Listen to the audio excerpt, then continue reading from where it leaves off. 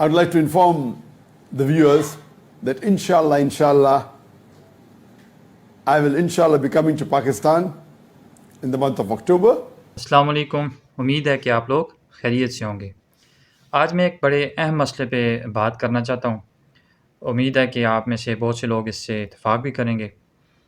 دنیا میں جو کل پاپولیشن ہے وہ تقریباً 8 بلین ہے، یعنی کہ 8 ارب لوگ ہیں۔ اس کا 25% جو کہ 2 بلین بنتا ہے، یعنی کہ 2 ارب لوگ جو ہیں وہ مسلمان ہیں۔ اتنی بڑی تعداد جو کہ اللہ کو ایک مانتی ہے، حضرت محمد صلی اللہ علیہ وسلم کو آخری رسول مانتی ہے، اس کے باوجود یہ اس ایک نظریے کے باوجود بھی یہ ہر جگہ پٹ رہے ہیں۔ جہاں کہیں بھی ظلم ہوتا ہے تو وہ مسلمانوں پہ ہی ظلم ہو رہا ہوتا ہے۔ ٹھیک ہے، اس کی ریزن کیا ہے؟ تھوڑا سا اگر آپ بیک اینڈ پہ جائیں تو نظر آتا ہے یار یہ 2 ارب لوگ کیوں پٹتے ہیں۔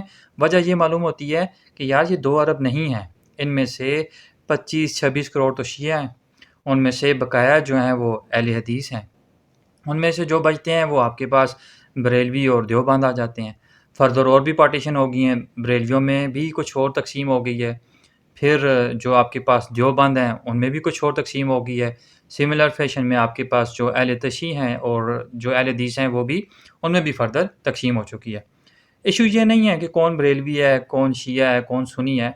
ایشو یہ ہے، سب سے بڑا المیہ یہ ہے کہ یہ اپنے دائرے کے بعد کسی دوسرے کو مسلمان ماننے کے لیے تیار نہیں ہے۔ مطلب ان کے سوچ کے بعد یا ان کے مسلک کے بعد جو دوسرا مسلک ہے وہ مسلمان نہیں ہے۔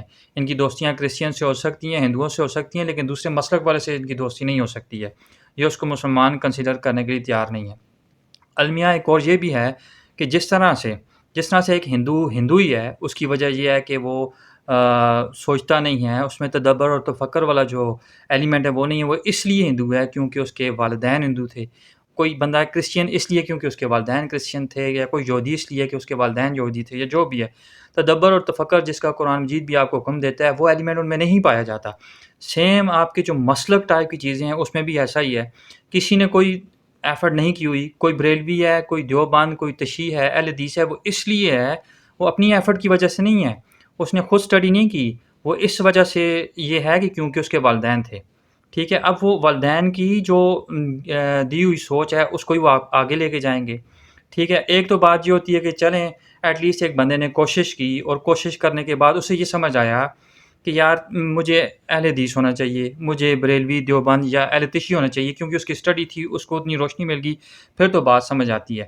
لیکن اسٹڈی کے بغیر جو ہے نا جسٹ فالو کرنا، جسٹ لسننگ کرنا، چاہے وہ ایک مولوی سے سننا، چاہے کسی جو ہے نا ایک ادر کوئی بھی جو پروپیگنڈا پھیلانے والے لوگ ہیں ان سے سننا، اور سنی سنائی باتوں کو جو ہے نا اس پہ عمل کر کے انتشار پھیلانا، یہ ایک کامن چیز ہے۔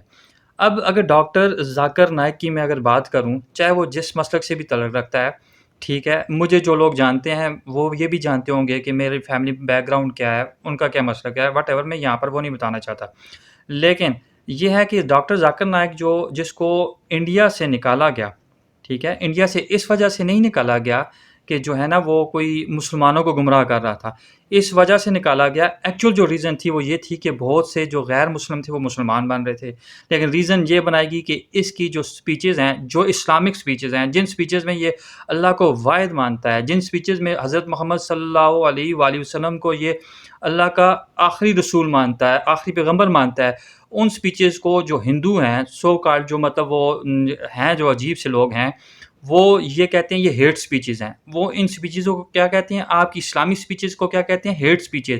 ان ہیٹ سپیچز کی وجہ سے اس کو ملک سے نکالا گیا، بلکہ اس کو جو ہے نا مختلف قسم کی سزائیں بھی ان کی عدالتوں نے دی ہوئی ہیں۔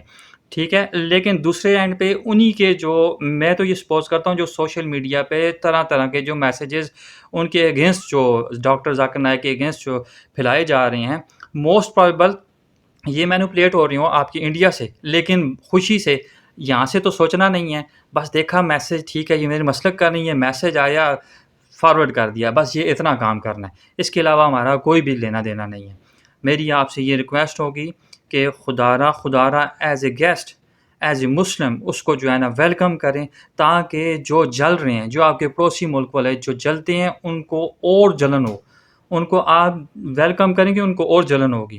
ٹھیک ہے، آپ کو کوئی مسلک کے حوالے سے کوئی ایشو ہے، کوئی بھی کسی طرح کا آپ کا اختلاف ہے جو کہ آپ کے اخلاقی طور پہ حق ہے، آپ اختلاف کر سکتے ہیں.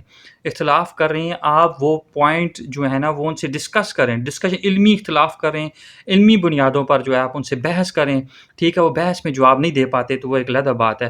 ٹھیک ہے، پھر آپ جو ہے نا اپنے جو رائے ہے وہ قائم کریں، آپ ان کو جینوئن ریزن کے ساتھ ان کو بات کریں. ٹھیک ہے، ان کو ویلکم کریں، ان کے جہاں پر بھی جلسے جلوس ہونے وہاں پر شرکت کریں، میکسیمم لوگ جائیں.